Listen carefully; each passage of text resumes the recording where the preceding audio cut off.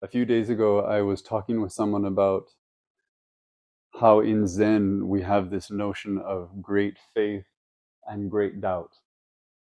And the conversation turned into something kind of fun, where we were bouncing around things that we know and things that we really question.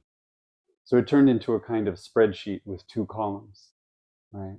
Places where we feel really solid and places where we're not so sure. It's a fun conversation to have, and I think a worthwhile exercise.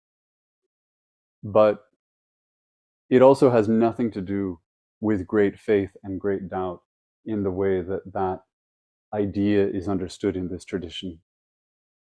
And so tonight I thought I would talk a little bit about how that works and how they relate, because we're asked to hold both, and it isn't always obvious how. And I don't think it will be completely obvious how after this either.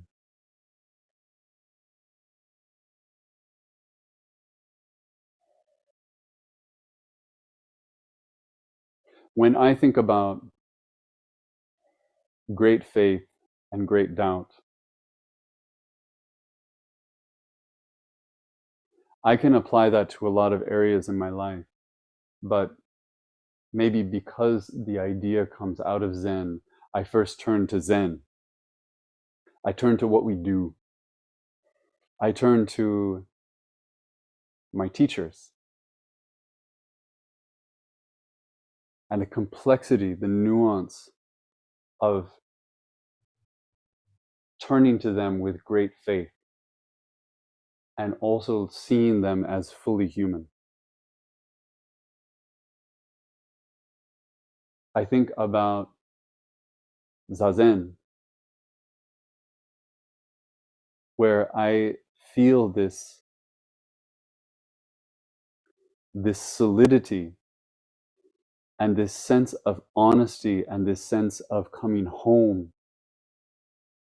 And after 30 plus years, I can sit here and think, I don't know exactly what I'm doing.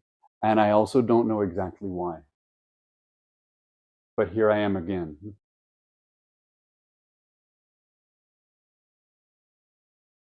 And then the place where I've explored this, maybe in the most difficult ways, has been around ritual, around all the things that we call religion. And this came up the other day because in July, on July 8th and 9th, we're doing ceremonies to open this temple. And when we do it, we're going to do it. And people are coming from Japan, and we're going to hit bells, and we're going to chant, and there will be color, and there will be noise, and there will be solemnity. And the way that we do that will look like how it was done 100 years ago, and 200 years ago, and 500 years ago, because we will look back into the tradition, we will dig into the tradition, and we will try to hold to something in those rituals that has been handed down. And we'll throw ourselves into this. And if you're like me, we'll wonder, even as our foreheads are touching the ground, what is this?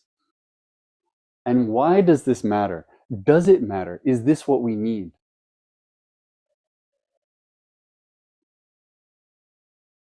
I was having a conversation with some friends who are also priests, and I was talking about these events that we're going to put on. And I was admitting that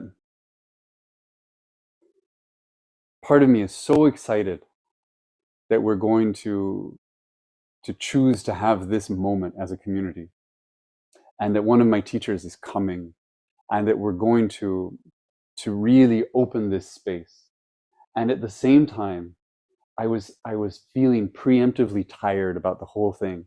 I was saying, oh, but the work, the time, We have to figure out all these ceremonies, and sometimes to make a ceremony right, you have to make little things, and it's there's so many ways to get it wrong uh, in the eyes of the tradition, and it's so hard to get it right. So there's this pressure, and that pressure comes from within, but it also comes from these forces that we can't see, right? This idea of this is how we do it. So I was admitting to my friends that I'm I was struggling a little bit to find my way into the full yes of what we're about to do. And one of them said, just don't be ambivalent. And I understand completely what was meant, because we use this word ambivalent as a kind of meh, right? It has a feeling of almost indifference, right?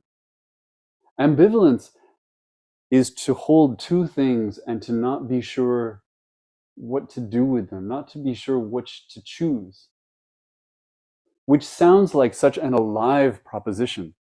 But the way that we use the word, the way that we come to this ambivalence is it sounds dead, right? I don't know if it's this or this. And in the not knowing, some part of me shuts down.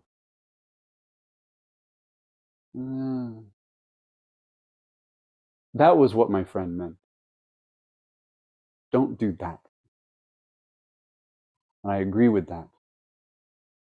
But after that conversation, I kept thinking about it and thinking about it and thinking about it.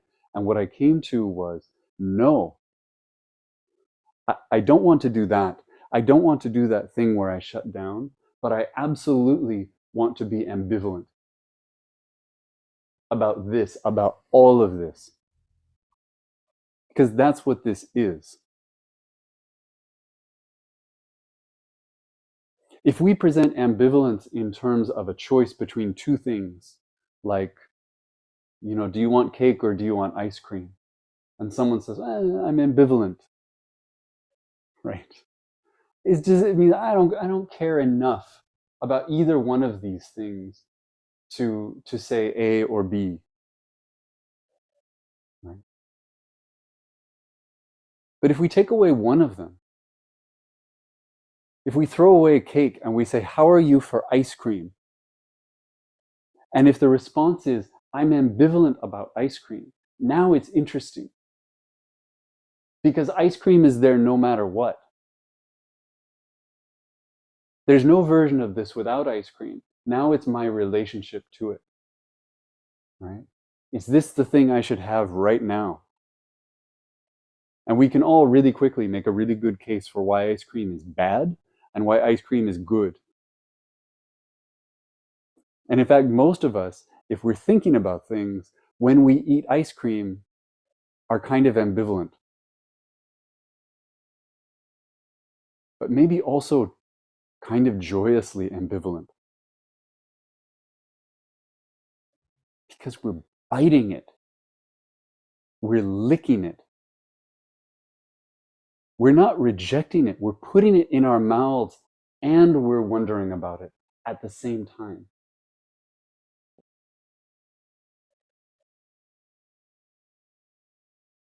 I know this isn't really what we mean by ambivalence, but this is the ambivalence we need.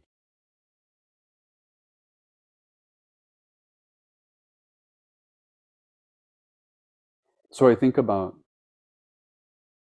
things like ritual,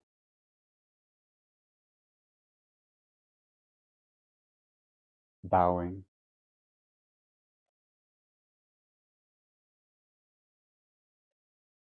We can throw ourselves into this. We can feel such a sense of connection. We can feel a kind of certainty. And again, we can also be asking, just as the tradition invites us to, we can be asking, what is this? What is this?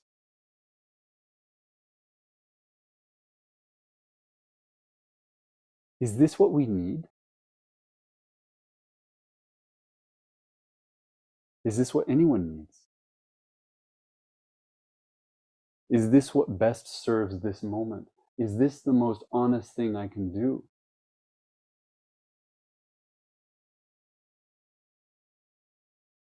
Is this what it is? Or is this something I'm creating because I have a narrative, because I want it to be something? Or is this a place where I'm withholding because I have another narrative where I need to hold back?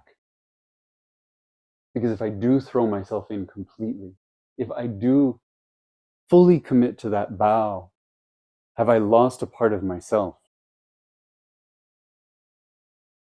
The part of me that maybe knows better, the part of me that's really smart and sees through all this religious stuff.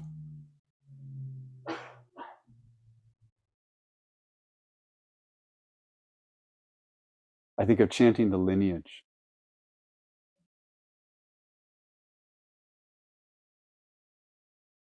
There's no better word for me around that act than ambivalence, where we chant with such reverence these names in this spirit of gratitude, in this spirit of connection, of saying thank you. We chant it with awe that something was handed down and then handed down again and then handed down again, and that here we are in our clumsy way holding it. And we're just chanting a bunch of guys' names, and some of them weren't real.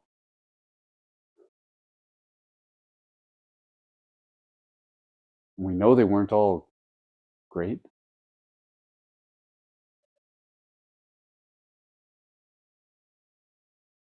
And so if we want to, we can just throw it out. This is always, always the default. It's always the natural way it goes. Because we do have these two columns of the things that we're at least sort of sure about and the things that we're not so sure about. And when we have to make choices about what to do next, we choose from the yes column. And so in a practice like this one, where we don't meet that often and we don't meet in big numbers, and we have to decide what we do, we pick up something like Zazen.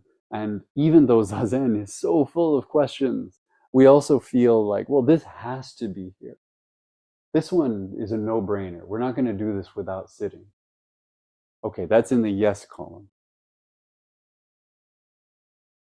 And then we pick up something else that isn't so clear what we're supposed to do with this. And if we're making decisions about time, if we're making decisions about resources, we might look at that and say, you know what?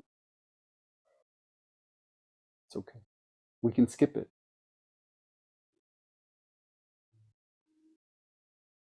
But when we do that, that isn't ambivalence in the way that I'm talking about. Right?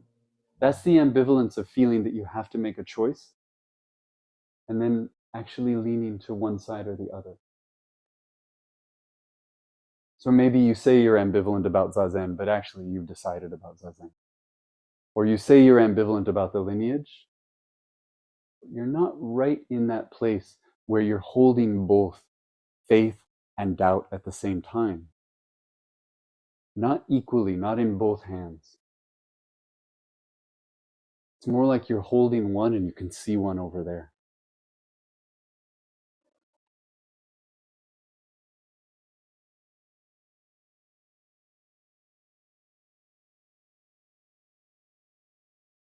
I think it's really easy when we talk like this, when we explore something in this way, to have a kind of punchline that's like, follow the yes, right? When in doubt, When you have great faith and great doubt, follow the faith. That isn't what I mean.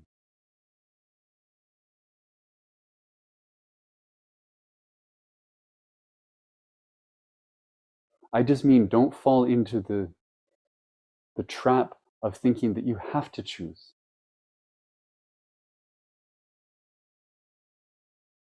Don't fall into the trap of thinking that you have to discard of great doubt in order to fully commit with great faith.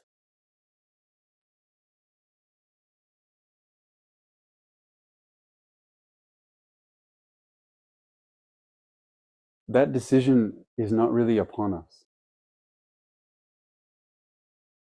And this can apply to teachers, it can apply to traditions, it can also apply to ourselves.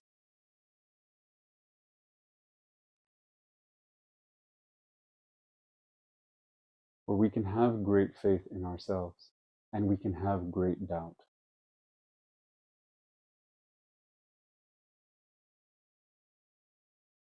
It doesn't have to be one or the other.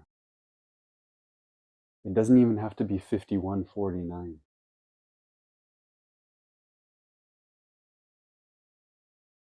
We just allow and allow and allow and allow for these feelings that don't necessarily make sense and that don't necessarily make a perfect connection of two puzzle pieces.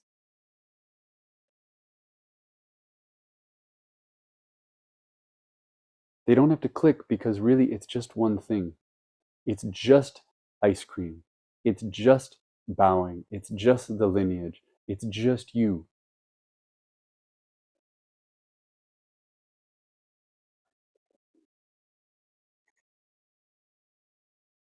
I'm grateful for these ceremonies that we're going to do in July because it forces this conversation, both in this community and inside my own heart.